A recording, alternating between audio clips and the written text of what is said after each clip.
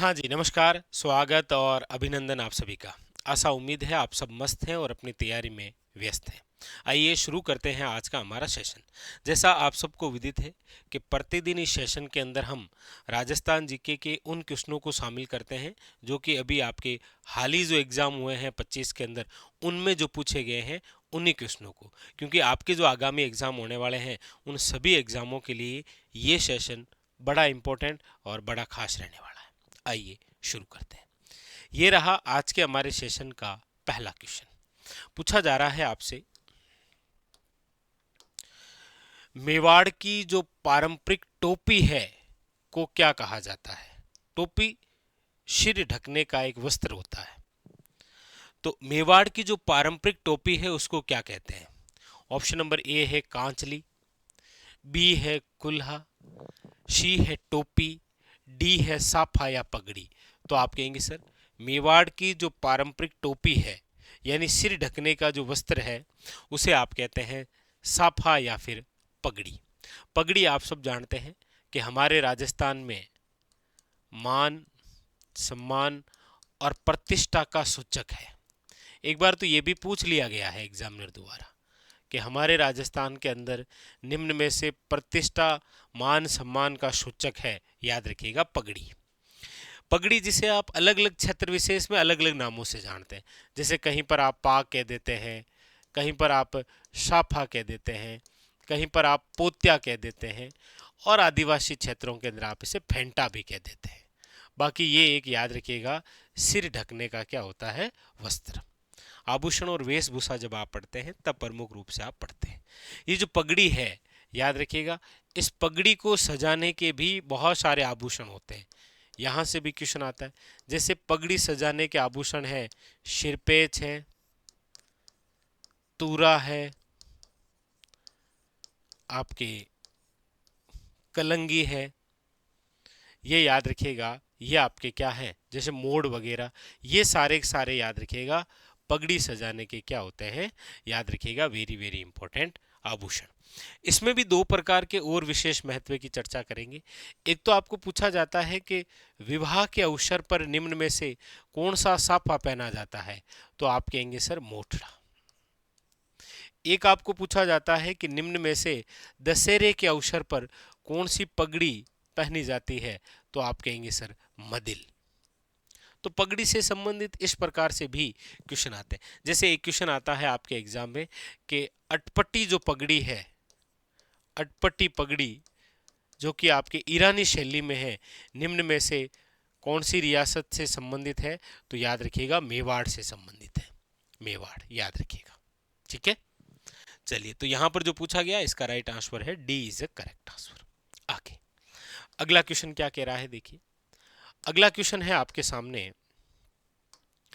कि राजस्थानी संगीत में व्यापक रूप से प्रयुक्त होने वाला निम्नलिखित में से कौन सा वाद्य यंत्र एक सुशीर वाद्य यंत्र है। देखिए, वाद्य यंत्र चार प्रकार के आप पढ़ते हैं, तत्व वाद्य यंत्र, सुशीर वाद्य यंत्र, घन वाद्य यंत्र और औनद वाद्य यंत्र। सुशीर वाद्य यंत्र का मतलब होता है ऐसे वाद्य यंत्र जिसमें फूंक मारने पर या हवा के माध्यम से स्वर उत्पन्न होते हैं। अब ऑप्शन है कामायचा, ऑप्शन है ढोल, ऑप्शन है पुंगी और ऑप्शन है मोरचंग। आप कहेंगे सर, यहाँ पर जो सुशीर वाद्य यंत्र है वो है पुंगी। पुंगी या जिसे आप कहते हैं बीन। कई बार तो ये भी पूछा जाता है कि पुंगी या जो बीन है निम्न में से वाद्य यंत्र किस जाति या जनजाति से संबंधित है, तो याद रखिएगा प्रमुख रूप से कालबेलिया जाति जो है इनका वाद्य यंत्र है। कालबेलिया जाति आप सब जानते हैं, हमारे राजस्थान की एक ऐसी जाति है जो सांपों को पकड़कर अपना जीवन यापन करती है। सांपों को पकड़कर अपना जीवन यापन करती है, अपना जीवन यापन करती है। और कालबेलिया नाम आ गया है, तो कालबेलिया नृत्य आप सब जानते हैं हमारे राजस्थान का एक ऐसा नृत्य है जिसे अमूर्त रूप से 2010 के अंदर किसमें शामिल किया गया है, विश्व धरोहर में। और अभी हाल ही में आपको पता ही है कालबेलिया नृत्य की जो प्रसिद्ध नृत्यांगना है गुलाबो, बहुत ज़्यादा चर्चा में, मतलब इनकी जीवन कथा जो है वो चर्चा में है। तो इंपॉर्टेंट क्वेश्चन बन सकता है। कालबेलिया जाति, याद रखिएगा नृत्य, और कालबेलिया जाति के नृत्यों की यदि हम चर्चा करें तो कालबेलिया जाति के 4 नृत्य आप पढ़ते हैं। एक तो है संकरिया नृत्य, एक है आपके पणिहारी नृत्य, एक है आपके बांगड़िया नृत्य, और एक है आपके, याद रखिएगा, इडोनी नृत्य। तो ये कालबेलिया जाति के क्या है, 4 नृत्य भी आप पढ़ते हैं इस प्रकार से। ठीक है, तो यहां पर जो पूछा गया सुशीर वाद्य यंत्र कौन सा है, तो याद रखिएगा पुंगी या फिर बीन। आगे बढ़े, अगला क्वेश्चन है आपके सामने, लीजिए ये 2 और इंपॉर्टेंट क्वेश्चन। क्या क्या कह रहे हैं देखिए।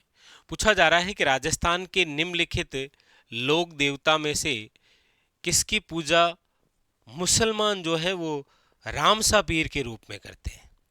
देखिए, जब आप लोक देवता टॉपिक पढ़ते हैं तब इसमें एक शब्द पढ़ते हैं पंचपीर।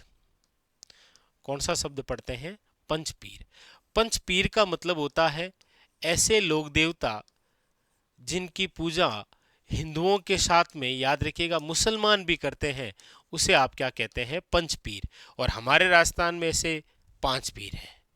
उनसे संबंधित एक कहावत भी है, एक दोहा भी आप पढ़ते हैं कि पाबू हड़बू रामदेव मांगलिया महा, पांचों पीर पधार जो गोगा जी जहां। मतलब पंच पीर कौन कौन से हैं, क्योंकि कई बार क्वेश्चन आता है कि कौन से शामिल नहीं है, और जो शामिल नहीं है उसमें अक्सर क्वेश्चन आता है तेजा जी, क्योंकि वो पंच पीर में नहीं आते। वो मारवाड़ के प्रसिद्ध लोकप्रिय लोक देवता हैं, लेकिन पंचपीर में शामिल नहीं है। तो पाबू जी, हड़बू जी, गोगा जी, रामदेव जी, और याद रखिएगा मंगलिया मेहा जी, ये 5 आपके क्या हैं, याद रखिएगा, पंचपीर। मंगलिया मेहा जी पंचपीर है। यहां पर कह रहा है कि ऐसे कौन से लोक देवता है जिनको मुसलमान रामशाह पीर के नाम से पूछते हैं, तो आप कहेंगे सर रामदेव जी। और याद रखिएगा रामदेव जी हमारे राजस्थान में सांप्रदायिक सद्भावना के प्रतीक है, सांप्रदायिक सद्भावना के प्रतीक। पर जैसे आपको पूछा जाता है कि राजस्थान का कौन सा शहर सांप्रदायिक सद्भावना का प्रतीक माना गया है, तो आप कहेंगे सर अजमेर। ऐसे कैसे पूछा जाता है कौन से लोक देवता हैं, तो याद रखिएगा रामदेव जी। रामदेव जी जिनकी जन्मस्थली जो है वो आप सब जानते हैं उड़ू काश्मीर है, उड़ू काश्मीर, जो कि आपके शिव तहसील बाड़मेर, बाड़मेर जिसे आप थार नगरी के नाम से जानते हैं, यहाँ पर इनका जन्म हुआ है। ठीक है, याद रखेंगे जितने भी आप लोक देवता पढ़ते हैं इनमें से एकमात्र ऐसे लोक देवता हैं जो एक कवि भी थे, उनकी एक रचना भी है 24 बनिया, याद रखिएगा, ये भी इंपॉर्टेंट आप याद रखें। ठीक है, चलिए आगे। अगला क्वेश्चन क्या कह रहा है देखिए। अगला क्वेश्चन आपसे पूछा जा रहा है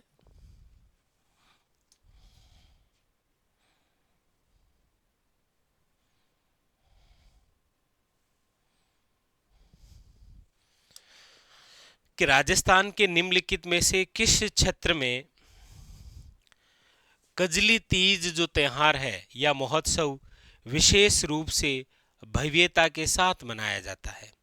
देखिए, तीज की बात आती है तो अक्सर मैं चर्चा करता हूं कि तीज महोत्सव जो है वह राजस्थान में 2 तीज है। कौन सी? एक तो है आपरे छोटी तीज और एक है, याद रखिएगा, बड़ी तीज। छोटी तीज जो है वो आती है श्रावण माह में, और ये आती है श्रावण शुक्ल तृतीया को। बड़ी तीज जो है ये आती है आपके भाद्रपद कृष्ण तृतीया को। छोटी तीज जो है, याद रखिएगा, इसे आप कहते हैं हरियाली तीज, और बड़ी तीज जो है इसे आप कहते हैं कजली तीज। छोटी तीज जो है ये प्रसिद्ध है आपके कहाँ की, जयपुर की। बड़ी तीज जो है वो कहाँ की प्रसिद्ध है, तो बूंदी की। ये लीजिए, अब जैसे भी क्वेश्चन पूछे आप इसका आंसर दे दीजिए। आपको क्या पूछा, आपको पूछा कजली तीज। कजली तीज बड़ी तीज है और बड़ी तीज कहाँ की प्रसिद्ध है? आप कहेंगे सर बूंदी की। तो दोनों ही प्रकार के क्वेश्चन ध्यान रखें। हरियाली तीज, छोटी तीज, श्रावणी तीज भी कहते हैं क्योंकि श्रावण माह में आती है, तो ये भी खास है जयपुर की और ये है बूंदी की। ठीक है, आगे लीजिए अगले क्वेश्चन की चर्चा करते हैं। तो आपके सामने है राजस्थान में उस्ता कला। कौन सी कला के बारे में बात हो रही है? बात हो रही है उस्ता कला। उस्ता कला का मतलब आप सब समझ गए हैं कि ऊंट की खाल पर स्वर्णिम या फिर सोने की जो चित्रकारी की जाती है उसे आप क्या कहते हैं? याद रखिएगा उस्ता कला। ठीक है भाई, जैसे ये पानी की बोतल है, इस बोतल पर आपके ऊंट की खाल चढ़ा देते हैं और उसके बाद में फिर चित्रकारी करते हैं, उसे बोलते हैं आप क्या? उस्ता कला। उस्ता कला जो है वो कहाँ की फेमस है? याद रखिएगा बीकानेर की। इस कला का एक और भी नाम है, इसे आप बोलते हैं मुनवती कला। याद रखिएगा, क्या बोलते हैं? मुनवती कला। उस्ता कला के कौन से कलाकार हैं जिनको पद्मश्री से सम्मानित किया गया है? याद रखिएगा, वह है आपके हिसामुद्दीन उस्ता। हिसामुद्दीन उस्ता, जिनको 1986 के अंदर क्या दिया गया है? याद रखिएगा, पद्मश्री से सम्मानित किया जा चुका है उस्ता कला के लिए।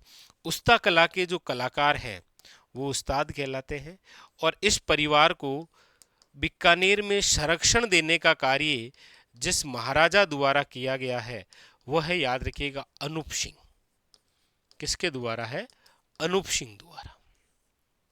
ध्यान रखिएगा, ठीक है। हाँ। और इसी कला से संबंधित एक सेंटर भी है। पूछा भी जाता है कि केमल हाइड टर्निंग जो सेंटर है वो आपके निम्न में से कहाँ पर है? तो याद रखिएगा बीकानेर। ये भी पूछा जाता है आपके, ध्यान दीजिएगा, ठीक है। हो सकता है आपके एग्जाम में इस प्रकार से कोई क्वेश्चन आए। चलिए आगे बढ़ते। यहां पर ऑप्शन नंबर क्या हो जाएगा? C is correct answer, Bikaner. Clear? आगे लीजिए अगले क्वेश्चनों के बारे में देखते हैं।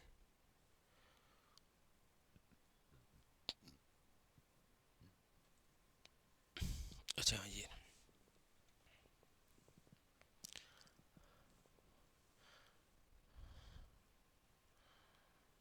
लीजिए अगला क्वेश्चन है आपके सामने कि निम्नलिखित में से राजस्थान में घाघरोण किले का निर्माण करवाया था। जो घाघरोण किला है उसका निर्माण किसने करवाया? देखिए ये जो घाघरोण किला है ये आपके कहां पर है? तो आप कहेंगे सर झालावाड़ में। ये जो घाघरोण किला है ये हमारे राजस्थान का प्रसिद्ध ओदक दुर्ग है। ओदक दुर्ग जिसे आप कहते हैं जल दुर्ग, क्योंकि घाघरोण का किला जो है वो आप जानते हैं कि आहू और कालीसिंध नदियों के क्या है? संगम पर बना हुआ है। और ये भी किला जो है ये बिना नींव का है, याद रखेंगे। क्योंकि आप जब पढ़ते हैं तो आप ये जरूर पढ़ते हैं कि घाघरोण का जो किला है वो डायरेक्ट बना हुआ है डंग घंगधर उच्च भूमि पर। और जियोग्राफी की दृष्टि से भी क्वेश्चन आ जाता है कि हमारे राजस्थान में कौन से जिले का भूभाग जो है वो डंग घंगधर उच्च भूमि के नाम से जाना जाता है? तो वो है झालावाड़ में। याद रखिएगा।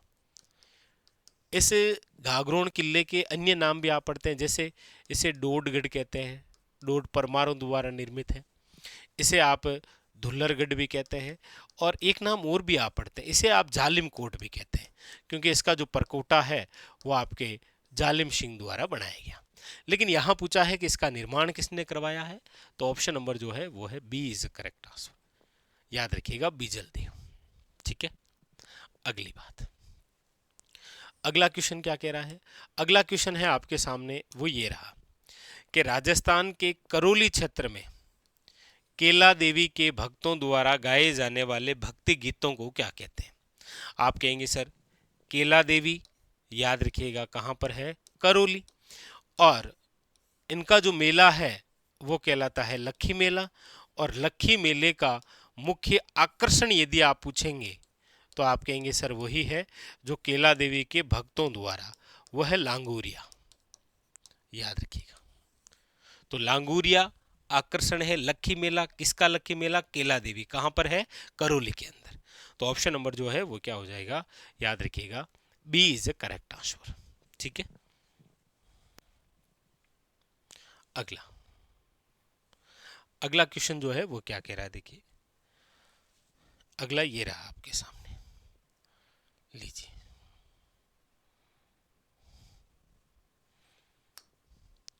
पूछा जा रहा है आपसे,